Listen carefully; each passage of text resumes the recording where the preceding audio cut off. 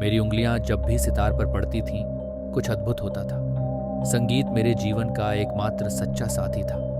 मैं अकेला रहता था, बिना किसी परिवार के, और मेरा पूरा जीवन संगीत की धुनों में बसा हुआ था। मेरी हर धुन में एक अलग संसार था, जैसे मैं अपनी आत्मा को हर तार में बुन देता था। लेकिन जो घटना मेरे साथ घटी, वह केवल संगीत का आनंद नहीं था, बल्कि एक भयानक और डरावनी त्रासदी थी। उस दिन मैं अपने पुराने धूल से ढके कमरे में बैठा था। मुझसे मिलने कोई नहीं आता था, सिवाय मेरे कुछ शिष्यों के, लेकिन वे भी मेरी गहराई को नहीं समझते थे। मैं कुछ नया ढूंढ रहा था, कोई ऐसी धुन, कोई ऐसा राग जिसे सुनकर लोग मेरी महानता को पहचाने। उसी दिन मुझे एक अजीब पैकेज मिला। उस पैकेज के साथ कोई पत्र नहीं था, केवल एक पुरानी घिसी पिटी किताब। उसका कवर बुरी तरह से फटा हुआ था और किताब के पन्ने पीले और जर्जर थे। ऐसा लगता था कि इसे सदियों पहले लिखा गया था। उसमें एक ही राग लिखा था, मृत्यु राग। मैंने पहले कभी इस राग के बारे में नहीं सुना था। मेरी जिज्ञासा बढ़ी और मैंने सितार उठाया। राग कुछ कठिन था, लेकिन जैसे ही मैंने पहली धुन बजाई, कमरा ठंडा हो गया।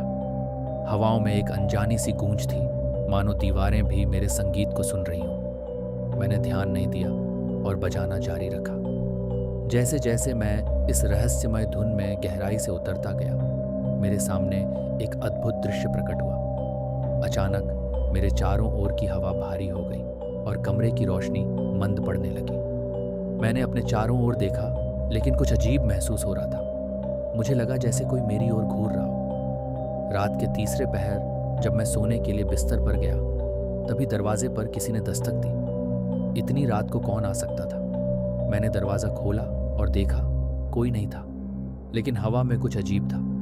अचानक मुझे अपने कंधे पर किसी के ठंडे हाथ का स्पर्श महसूस हुआ। मैं मुड़ा और मेरे सामने एक छायादार आकृति खड़ी थी। वह आकृति इंसान नहीं थी।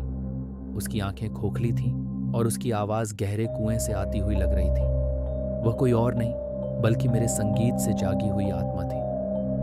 तुमने वह राग बजाया है, वह फुसफुसाई। अब तुम्हारा समय आ गया है। आने वाले दिनों में हर रात मेरे कमरे में आत्माएं आने लगीं। वे मेरे चारों ओर मंडराती, मुझे घूरती और कभी कभी मुझसे बातें भी करती। वे सभी वही लोग थे जो मर चुके थे, लेकिन अब वे मेरे संगीत से लौट आए थे। कुछ आत्माएं शांत थीं, जबकि कुछ बेहद गुस्से में। हर रात जब मैं सोने की कोशिश करता, तो वे मुझे घेर लेती, और धीरे धीरे मुझे समझ में आया कि यह सब मेरे बजाए हुए राग की वजह से हो रहा था। उस राग में आत्माओं को जगाने की शक्ति थी, और अब वे मुझसे कुछ चाहती थी। एक रात जब मैंने खुद को उनकी संख्या में बढ़ता पाया, उन्होंने मुझसे कहा, तुम्हारे पास समय कम है। तुमने हमारी दुनिया में दखल दिया है, और अब तुम्हें इसकी कीमत चुकानी होगी। हर रात जब तक सूरज नहीं उगता, तुम्हें हमारे साथ रहना होगा। अब हर रात आत्माओं का एक खेल चलता था। वे मुझे सताती, मेरे चारों ओर नाचती और मुझे जगाए रखती। लेकिन मैंने एक बात समझी, वे मुझे नहीं मार सकती थीं जब तक मैं उस राग को फिर से नहीं बजाता। ये एक शापित संगीत था जो मेरी आत्मा को अपने में समाहित करने के लिए तैयार था।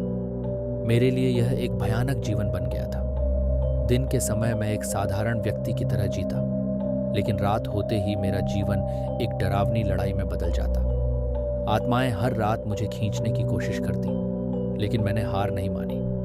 मैं उन्हें हर रात अपने संगीत से शांत करता, लेकिन ये लड़ाई कभी खत्म नहीं होती। एक दिन मैंने सोचा कि अगर मैं उस राग को उल्टा बजाऊं, तो शायद आत्माएं वापस चली जाएंगी। ये एक खतरनाक विचार था, लेकिन मेरे पास और कोई चारा नहीं था। मैंने अपने सितार को उठाया और उल्टा राग बजाना शुरू किया। जैसे ही मैंने राग की उल्टी धुन छेड़ी, कमरे में एक भयानक सन्नाटा छा गया। हवा ठंडी हो गई और आत्माओं की आवाज़ें मध्यम हो गईं। मैंने सोचा कि मैंने जीत हासिल कर ली है, लेकिन तभी कमरे की दीवारों से दरारें निकलने लगीं।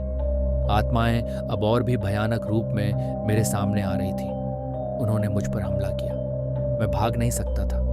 मेरी उंगलियां सितार से चिपकी हुई थीं और मैं राग बजाता रहा, मानो किसी अदृश्य शक्ति ने मुझे बांध रखा हो। मेरे सामने आत्माएं अब पहले से भी अधिक गुस्से में थीं, और तभी मुझे एहसास हुआ मैंने उन्हें शांत नहीं किया था, बल्कि और भड़का दिया था। अंततः मेरा संगीत बंद हो गया और मैं जमीन पर गिर पड़ा। आत्माओं ने मुझे घेर लिया। वे अब मेरे जीवन के अंत की घोषणा कर रही थी। मैंने अंतिम बार अपने सितार को देखा और उसकी धुन मेरे कानों में गूंजने लगी। मैं समझ चुका था कि यह शापित संगीत मुझे खत्म करने के लिए ही था। अब तुम्हारी आत्मा हमारी है, वे फुसफुसाई, और उस रात मेरी आत्मा ने भी वह राग बजाया, हमेशा के लिए। अगली सुबह मेरे कुछ शिष्य मेरे घर आए। उन्होंने मुझे देखा, लेकिन मैं अब इंसान नहीं था। मैं भी उन आत्माओं का हिस्सा बन चुका था जो हर रात उस शापित राग को सुनने और बजाने के लिए लौटती थी। अब मैं भी उन मरे हुए लोगों के बीच था जो कभी खुद को बचाने के लिए लड़ते थे। लेकिन मेरे शिष्य यह नहीं जानते थे कि जो सितार वे अब देख रहे थे वह अब एक शापित वस्तु थी, और जो भी उसे बजाने की कोशिश करेगा वही उसकी अगली शिकार बनेगा। अगर आपको ये कहानी पसंद आई हो और आप और भी ऐसी डरावनी कहानियां सुनना चाहते हैं तो हमारे चैनल मिडनाइट चिल्स को सब्सक्राइब करें। हर हफ्ते एक नई, रोमांचक और डरावनी कहानी लेकर हम हाजिर होते हैं। वीडियो को लाइक करना न भूलें और कमेंट्स में हमें बताएं कि इस कहानी का कौन सा हिस्सा आपको सबसे ज़्यादा डरावना लगा। अगली कहानी तक रात को अच्छे से सोने की कोशिश करें। अगर आप सो पाए तो